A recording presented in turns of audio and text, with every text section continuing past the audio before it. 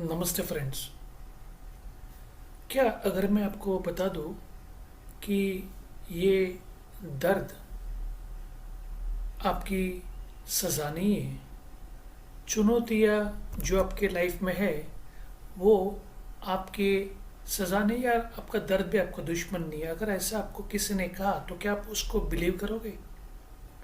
अधिकांश लोग अपने जीवन में या तो फिर रिश्ते बदलना चाहते हैं, या अपना करियर बदलना चाहते हैं, हेल्थ को बदलना चाहते हैं, बहुत सारी चीज़ करना तो चाहते हैं, लेकिन हमारा फोकस हमेशा एक्सटर्नल चीज़ों के ऊपर ज़्यादा होता है। जो बाहर का हमारा सराउंडिंग है, या एनवायरनमेंट है, या तो फिर बाहरी जग जो है ना, उसके ऊपर हम ज़्यादा मेहनत करना चाहते हैं।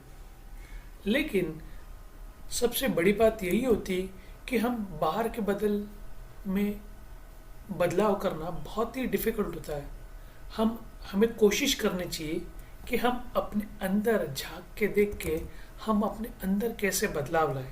अगर वो बदलाव हम ला सकते हैं तो डेफिनेटली हम लाइफ में बहुत बड़ी बड़ी चीज़ें भी कर सकते हैं। आपने देखा होगा, राइट, कि ऐसे वाले समय में कि लाइफ में हमें कुछ चेंजेस चाहिए, तो ये किताब जिनका नाम है the break through experience, doctor John Demartini, बहुत बेहतरीन लेखक माने जाते हैं और बहुत ही अच्छे स्पीकर भी है, की नोट स्पीकर। बहुत सारे अच्छे सेमिनार्स वेबिनार्स उन्होंने कंडक्ट किए। 71 ईयर्स यंग मैन, जिनकी 9 बुक्स किताबें इंटरनेशनल बेस्ट सेलर है, जो 26 से ज़्यादा लैंग्वेजों में बदल गई है, ट्रांसलेट की गई है, जिनको खुद को अपने बचपन में सीखने के लिए चैलेंजेस थी। ऐसा एक बच्चा 30,000 से ज़्यादा बुक को रेफ़र कर लेता है, गो थ्रू कर लेता है, और मिलियंस ऑफ लोगों को सिखाता है, इंस्पायर करता है और उनके लाइफ में बदलाव लाने की कोशिश करता है। ऐसे ही व्यक्ति है। आपने उनको शायद द सीक्रेट बुक जो, या मूवी जो 2006 में आई थी, अगर आपने मिस किया है तो आप देख लीजिएगा। आप उनको, उन्होंने जो शेयर किया है उससे भी आपको बहुत सारी चीज़ सीखने के लिए मिलेगा। तो इस किताब में द ब्रेक थ्रू एक्सपीरियंस में उन्होंने बहुत सारी चीज़ें बताई है, लेकिन ये सब चीज़ें उन्होंने इसके लिए बताई है कि लाइफ आपकी सुखमय कैसी हो। तो वो कहते हैं कि असली सफलता तभी होती है जब हमारा दृष्टिकोण, हमारा माइंडसेट बदलता है। वो अभी ये भी कहते हैं कि जीवन आपके खिलाफ नहीं है, ये आपके लिए हो रहा है। हम हमेशा यही सोचते रहते कि कुछ ना कुछ तो चीज़ मेरे अगेंस्ट काम करते रहती है, लेकिन ऐसा नहीं हो रहा है। लाइफ आपके लिए हो रही है। हर चुनौती के दो पहलू होते हैं। कब हमें उसमें सहारा मिलता है, कब वहाँ पे चुनौती भी हो सकते हैं, कहाँ पे हमें सुख मिल सकता है, कहाँ पे हमें दर्द भी मिल सकता है। लेकिन हमारी सोच जो होती है वो, या हमारा जो लर्निंग है, हमारा जो पैटर्न है, हमें एक ही डायरेक्शन में देखना सिखाता है। लेकिन जब हम ये सीखेंगे कि दूसरे डायरेक्शन में भी, या दूसरा पहलू भी है, अगर हम लोग देख लेंगे, समझ लेंगे, सीख लेंगे, तो हमारी लाइफ काफ़ी हद तक अच्छी हो सकती है। हम हमेशा हर एक घटना को अच्छा या बुरा ऐसा कुछ लेबल दे देते हैं, लेकिन लाइफ हमेशा न्यूट्रल होती है, तटस्थ होती है। हमारे निर्णय भावना के ऊपर डिपेंड होते हैं, इमोशंस के ऊपर डिपेंड होते हैं, और वैसे ही हम लोग प्रतिक्रिया भी देते हैं। और हम समझते हैं कि ये दर्द है, लेकिन लेखक कहते हैं ये दर्द या सज़ा नहीं है, ये तो सिर्फ आपकी प्रतिक्रिया है। जब आप पूछना बंद करोगे कि ये मेरे साथ क्या हो रहा है, और ये पूछना शुरू करोगे कि यहाँ से हम क्या सीख रहे हैं, तब आप सफलता को अनुभव करेंगे। ये सबसे बेहद इम्पॉर्टेंट लाइन है। हम लाइफ में समझते ही नहीं कि हमें क्या चाहिए। हम हमेशा ब्लेम गेम करते रहते हैं और उसके कारण हमें बड़ी तकलीफ भी होती है। हम ये सोचना चाहिए कि इससे मैं क्या सीख सकता हूँ, ताकि इस फीडबैक से मैं लाइफ में जो भी आगे चला जाऊँगा तो वहाँ पे मैं कैसे उसको इस्तेमाल करूँगा मेरे लिए लर्निंग, ताकि मुझे फ्यूचर में इसके इससे जुड़ी हुई जो भी चैलेंजेस है वो मैं आसानी से ऐसे पार कर दूँ। लाइफ की तकलीफ़ें कभी स्टॉप नहीं होगी, लेकिन ऐसे वाले एक्सपीरियंस से आप आसानी से उसको पार करते जाओगे और अगले वाले चैलेंज के लिए आप मेंटली रेडी भी रहोगे। आपकी भावनाएं ये ये सिर्फ मूव होती रहती है, ये आपके दुश्मन नहीं है। लेकिन चैलेंज ये है, हम अपने इमोशंस के ऊपर कंट्रोल पाना चाहते हैं।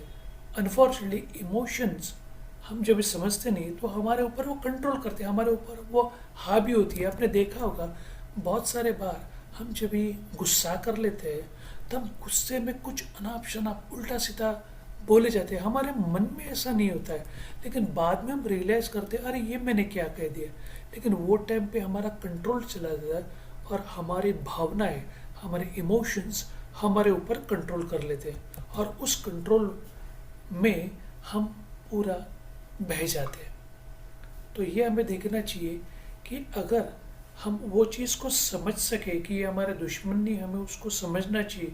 जब वो हम समझते हैं तब उस इमोशंस के ऊपर कुछ हद तक कंट्रोल कर सकते हैं और उसके कारण हमारा जीवन समझना हमें आसान हो जाता है। तो ये एक क्रिया है जहाँ पे हम लोग प्रश्न भी पूछने चाहिए। जब हम लोग अलग अलग क्वेश्चन पूछेंगे तो यहाँ से हम अपने भावनाओं के ऊपर, इमोशंस के ऊपर कंट्रोल कर सकते हैं, जिससे हमारी स्पष्टता बढ़ती है।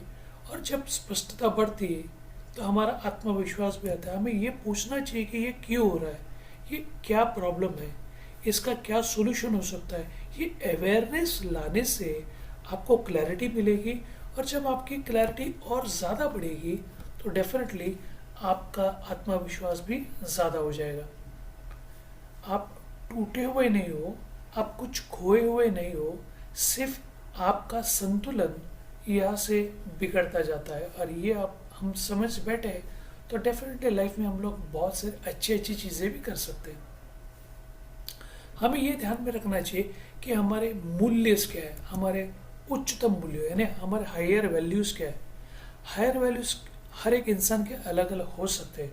जैसे किसका हायर वैल्यूज़ है हमेशा सच बोलना, किसका हाई वैल्यूज़ है हमेशा एक्सरसाइज करना, किसका हाई वैल्यूज़ है काइंडनेस दिखाना, किसका हाई वैल्यूज़ है दूसरों को नीचा दिखाना। तो आपकी वैल्यूज़ क्या है ये आपने सोचना चाहिए। जब हम हमारी वैल्यूज़ के साथ अलाइन होते हैं तो हम अधिक बेहतर लाइफ जीने लगते हैं, क्योंकि जब हमारी वैल्यूज़ के साथ हमारी अलाइनमेंट हो जाती है तो हमारे यहाँ पे अनुशासन हो जाता है, यानी हमारा डिसिप्लिन लाइफ हो जाता है, हमारा फोकस एकदम क्लियर हो जाता है और फिर हमारा सेल्फ रिस्पेक्ट, आत्मसम्मान भी उससे बढ़ता है। हम अपनी नज़र में बड़े बन जाते हैं या ऊपर उठते हैं। हमें किसी से फीडबैक लेने की ज़रूरत नहीं कि आपका लाइफ अच्छा है कि नहीं, लेकिन हम हमारे कोर वैल्यूज़, जो अच्छे कोर वैल्यूज़ की बात कर रहा हूँ मैं, उस कोर वैल्यू से अगर हम लोग अलाइन हो जाते हैं तो डेफिनेटली हम आगे बढ़ते हैं। लेकिन जब हमारे कोर वैल्यूज़ के साथ हमारा टकराव होता है, हम हमारे कोर वैल्यूज़ के हिसाब से काम नहीं करते जो अच्छे होने चाहिए, अगर वो कोर वैल्यूज़ के साथ हम उसके विपरीत काम करते हैं तो डेफिनेटली हमें तकलीफ होती रहती है। यही उन्होंने यहाँ पे कह दिया। तो ब्रह्मांड का जो हमारा जो सिखाना है, जो यहाँ पे हमें जागरूक करते रहते हैं, हमें दृष्टिकोण बनाने के लिए, वो संतुलित बनाने के लिए हमें प्रेरणा देते हैं, हमें गुस्से से बाहर निकालने के लिए हमें ग्रेटफुल रहना सिखा देते हैं। तो ये सब चीज़ें आपको अवेयरनेस से आएगी। सिर्फ हमें उससे डिस्टेंस रह के हमें सोचना है कि ये चीज़ क्यों हो रही है और इसके पीछे क्या लर्निंग है, इससे मैं क्या सीख सकता हूँ और मैं इससे सीख के क्या अप्लाई कर सकता हूँ जिससे फ्यूचर में मुझे वो तकलीफ नहीं। इससे दूसरी वाली साइड क्या हो सकती है, ये अगर मैंने जान ली तो डेफिनेटली मैं लाइफ में उस चीज़ों को आराम से मैनेज कर सकता हूँ। तो इन शॉर्ट, आप कैसे लाइफ को देखते हो वो इम्पोर्टेंट है। आपका जीवन आपके उस सोच से बदल सकता है।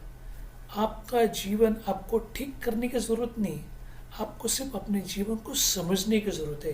अवेयरनेस, जब आप अपने लाइफ को ज़्यादा अच्छी तरीके से समझते हैं तो आप लाइफ को ये भी समझते हैं कि इससे हमें बहुत सारी सीख मिलती है। अलग अलग लोगों के ओपिनियंस अलग अलग हो सकते हैं।